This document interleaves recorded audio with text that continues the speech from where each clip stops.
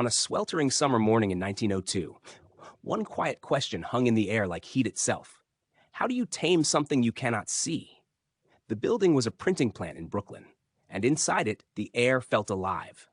Paper curled like dried leaves, ink bled and blurred, refusing to obey the presses. Men wiped sweat from their brows, not knowing the enemy wasn't the machines or the ink, but the invisible moisture clinging to every breath. Humidity was sabotaging words before they could even be read. Into this haze stepped a young engineer named Willis Carrier.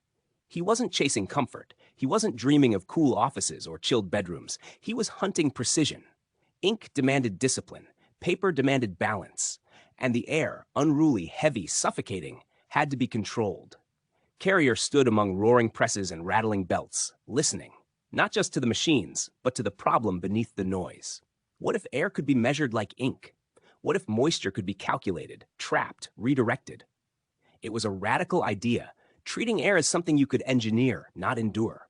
The first breakthrough didn't arrive with fanfare. It came quietly, with coils, chilled water, and mathematics scribbled late into the night.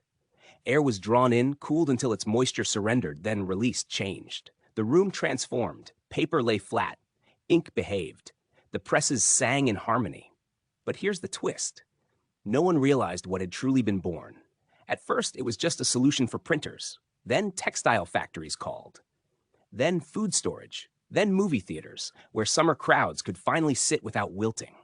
Each new application peeled back a larger truth. This invention wasn't just stabilizing ink. It was reshaping human life. Cities grew upward because sealed buildings no longer suffocated their occupants. The American South exploded with growth, suddenly livable year-round. Hospitals became safer. Data, food, medicine, cinema, entire industries bent around controlled air. And through it all, Carrier remained focused, methodical, almost humble. He didn't claim to conquer nature.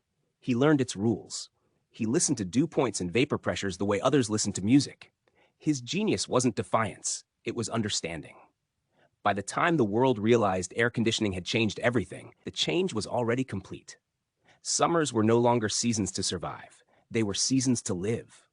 All because one man refused to accept that the air itself was untouchable. If this story made you feel the hidden forces shaping your everyday life, take a moment to like, share, and subscribe.